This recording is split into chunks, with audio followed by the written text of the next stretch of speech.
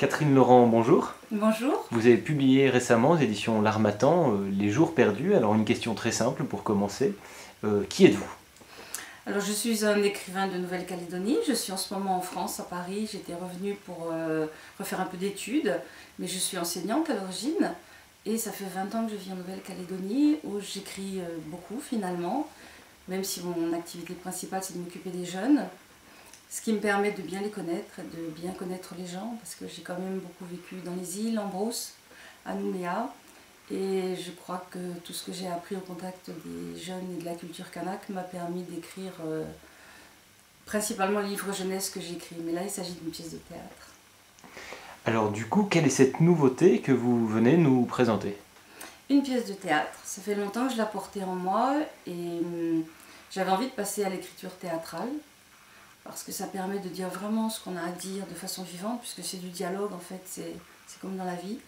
Et ça donne une grande liberté par rapport au sujet qu'on veut traiter. Étant donné qu'il n'y a plus tellement d'autres points de vue que le point de vue de la personne qui parle, qui s'exprime, en fait ça permet d'aller très loin dans les dialogues. Alors que quand on fait un roman, on intercale la narration, les dialogues, la liberté est moins grande finalement, on essaye d'équilibrer. Là, c'est du dialogue, donc c'est très dynamique en fait.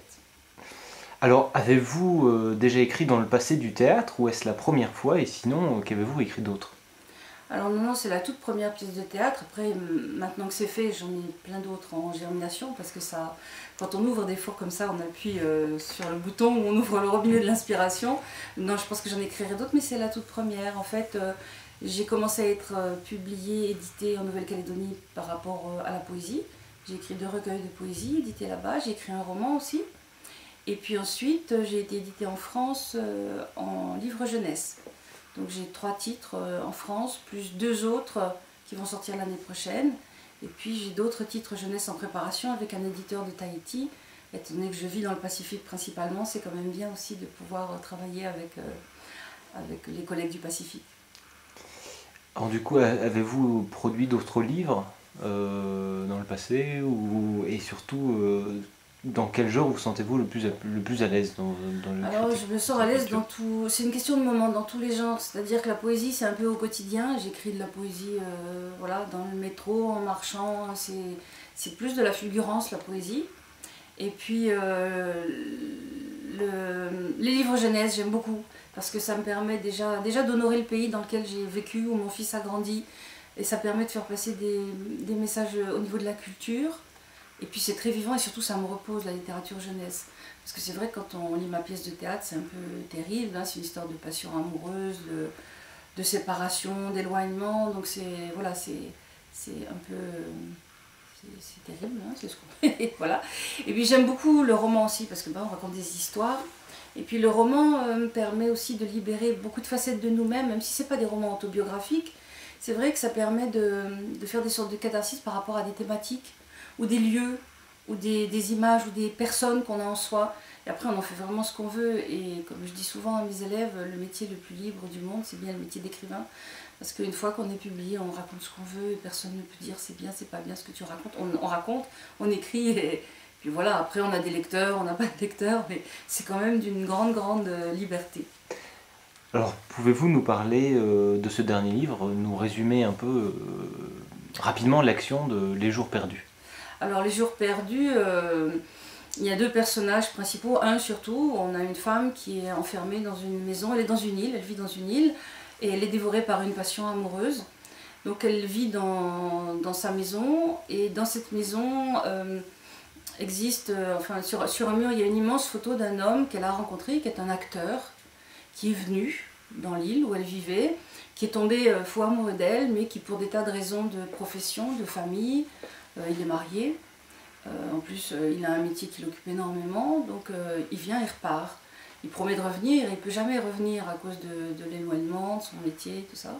Donc elle vit une espèce d'enfer d'absence, de désir, elle devient presque folle par moments, donc elle parle à cette photo et surtout il y a un gros ordinateur, il y a un écran d'ordinateur avec toutes les photos de l'homme dans ses spectacles, en tournée, dans ses interviews qui tournent en permanence.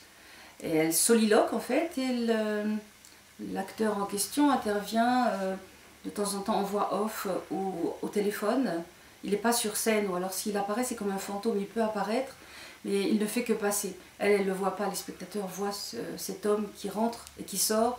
Elle lui parle, mais elle ne le voit pas, puisqu'en fait il est très très loin, hein. C'est tout un travail sur la distance. Et voilà, enfin, à la fin il se passe quand même quelque chose où il intervient. Et en fait sa seule façon de se délivrer de cette passion, c'est d'aller sur Internet. Et comme beaucoup de gens, pour sortir de sa solitude, elle va rencontrer quelqu'un d'autre sur Internet, qui va avoir certaines similitudes avec cet homme-là, mais qui va juste lui permettre de ne pas mourir de désespoir. Et puis surtout aussi, il y a toute une thématique sur l'image et la peinture. Elle va rencontrer une immense peinture rouge qui va sembler correspondre exactement à ce qu'elle vit à l'intérieur. Elle va l'acheter et ça va faire un dérivatif à toutes ces photos de cet homme-là qui l'habite complètement. Et cette peinture va un peu la délivrer. Il va y avoir Internet, mais aussi la peinture qui va lui permettre de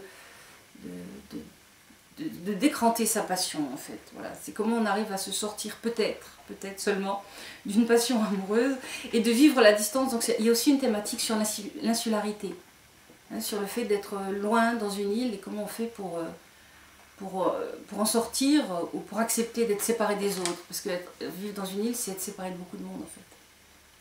Alors après cette pièce de théâtre, avez-vous d'autres projets en cours? Oui, tout à fait. Déjà, j'ai plusieurs romans, enfin livres jeunesse, des petits albums qui sont déjà terminés. Il y a aussi un roman jeunesse aussi qui est terminé, qui n'est pas tout à fait en cours d'édition, mais presque. Puis je suis en train de terminer un roman. J'ai 2 chapitres encore aujourd'hui à écrire. Et il se passe à Nouméa. C'est vraiment mon roman calédonien. Parce que le premier que j'avais écrit, il ne se passait pas du tout en Nouvelle-Calédonie. Il se passait dans la plaine russe. C'était l'histoire d'un soldat de Napoléon qui mourait écrasé par son cheval. Donc en fait, c'était pas du tout... ça parlait pas du Pacifique. Donc voilà, là j'ai presque terminé, oui. Et puis j'ai encore 2 autres projets. Parce que j'ai toujours sur le feu au moins 1 ou 2 autres projets en cours qui m'appellent. Ça oblige à accélérer et puis à essayer de terminer. Quand on a quelque chose une casserole sur le feu qui risque de brûler, il faut vite terminer ce qu'on est en train de faire. Voilà.